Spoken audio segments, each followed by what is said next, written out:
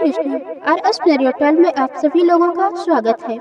आज दिनांक है 3 जनवरी, दिन है शनिवार और आज है पौष पूर्णिमा। आप सभी को पौष पूर्णिमा की हार्दिक शुभकामनाएं। आज ब्रह्म मुहूर्त सुबह 5:36 से 6:24 तक रहेगा। सूर्योदय होगा सुबह 7:12 पर। सूर्यास्त का समय रहेगा शाम 5:49 पर। चंद्रोदय होगा शाम 5:49 पर। प्रिय श्रोता, आज आप सुनने वाले हैं पौष मास अध्याय 30 की कथा। पौराणिक काल की बात है। हिमालय की पावन तराई में स्थित एक रमणीक आश्रम में महर्षि पुलस्त्य अपने शिष्यों को धर्म, व्रत और भक्ति का उपदेश दे रहे थे। शीत ऋतु की ठंडी वायु बह रही थी। चारों ओर शांति, तप और वैराग्य का वातावरण था। उसी समय कुछ जिज्ञासु ब्राह्मण, स्त्रियां और गृहस्थ महर्षि के समीप आए और हाथ जोड़कर विनम्र भाव से बोले, हे महर्षि, आपने हमें पौष मास की व्रत, दान, स्नान और कथा का महत्व विस्तार से बताया। कृपा कर यह बताइए कि जो मनुष्य पूरे पौष मास में विधि पूर्वक व्रत करता है, कथा सुनता है और भक्ति करता है, उसे अंत में क्या फल प्राप्त होता है? क्या इससे जन्म मरण के बंधन से मुक्ति संभव है? महर्षि पुलस्त्य मंद मुस्कान के साथ बोले, वत्सो, तुमने अत्यंत श्रेष्ठ प्रश्न किया है। पौष मास केवल एक महीना नहीं, बल्कि आत्मशुद्धि, भक्ति और ईश्वर की प्राप्ति का पवित्र द्वार है। जो व्यक्ति इस पौष मास को श्रद्धा, संयम और सेवा से जी लेता है, उसके जीवन का उद्धार निश्चित है। आज मैं तुम्हें पौष मास कथा का अंतिम अध्याय सुनाता हूँ, जिसमें इसका पूर्ण फल वर्जित है। पौष मास का आध्यात्मिक रहस्य। महर्षि ने कहा, पौष मास में सूर्य उत्तरायण की ओर अग्रसर होते हैं। यह समय प्रकृति में अंतर्मुखी ऊर्जा का होता है। ठंड के कारण शरीर संयम सीखता है और मन सहज ही भीतर की ओर मुड़ता है। इस मास में किया गया जप, तप, दान और स्नान सामान्य दिनों की अपेक्षा कई गुना फल देता है। जो मनुष्य प्रातःकाल ब्रह्म मुहूर्त में उठकर स्नान करता है, सूर्य को अर्घ्य देता है, विष्णु, शिव, अपने इष्ट देवता का स्मरण करता है, वह अनजाने में किए गए पापों से मुक्त हो जाता है। महर्षि बोले, प्राचीन काल में धर्मनगर नामक एक नगरी थी।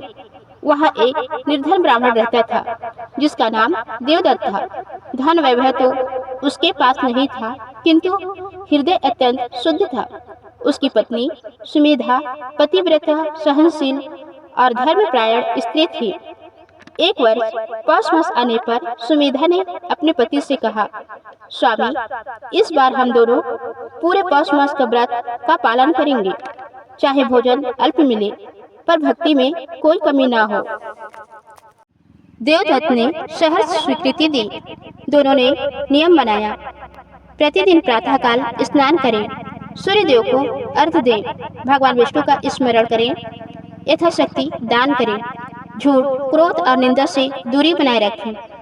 उसकी निर्धनता ऐसी थी कि कई बार केवल जल पीकर ही दिन बिताना पड़ता, परंतु उनके मुख पर कभी सिकन तक नहीं आई।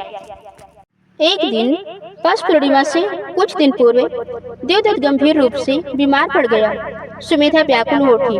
घर में अन्न का एक दाना भी ना था, फिर भी उसने व्रत नहीं तोड़ा।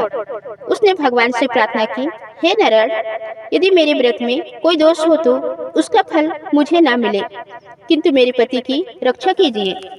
उस रात सुमेधा को स्वप्न में भगवान विष्णु के दर्शन हुए। प्रभु ने कहा, वत्स, तुम्हारी श्रद्धा अटल है। कल प्रातः तुम्हारे सभी कष्ट समाप्त हो जाएंगे।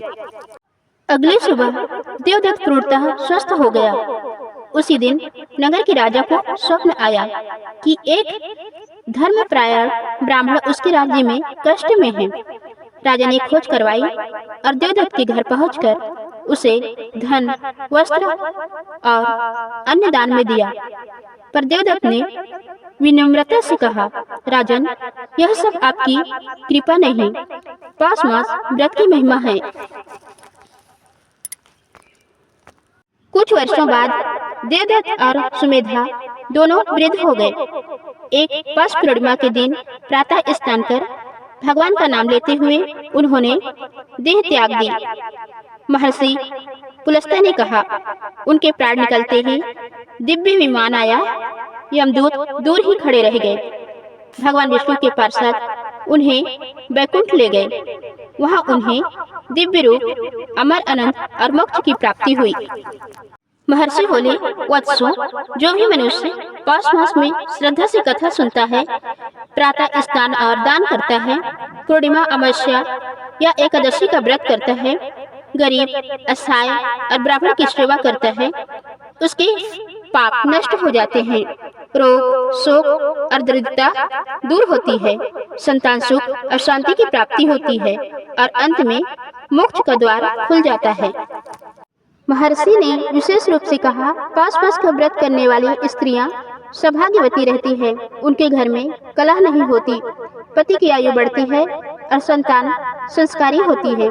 जो कन्या यह व्रत करती है उसे सुयोग्य वर प्राप्त होता है। महर्षि बोले, जो व्यक्ति पौष मास कथा के सभी अध्याय श्रद्धा से सुनता या पढ़ता है, उसे अश्वमेध यज्ञ के समान फल प्राप्त होता है। उसके कुल की 7 पीढ़ियां तर जाती है। अंत में महर्षि पुलस्त्य ने कहा, पौष मास केवल ठंड का महीना नहीं, यह तप, त्याग और प्रभु से जुड़ने का अवसर है। धन से नहीं, भावना से व्रत पूर्ण होता है। जो मनुष्य अहंकार छोड़कर भक्ति करता है, वही सच्चा व्रती है। सभी श्रोताओं ने हाथ जोड़कर कहा, हे महर्षि, आपने हमें जीवन का सच्चा मार्ग दिखाया। चारों ओर हरि ओम नमो नारायण का पवित्र उच्चारण गूंज उठा। इति श्री पौष मास कथा अध्याय 30 समाप्त। पौष मास की जय, भगवान विष्णु की जय। तो दोस्तों, ये थी आज की वीडियो। उम्मीद है आप लोगों को पसंद आई होगी। धन्यवाद।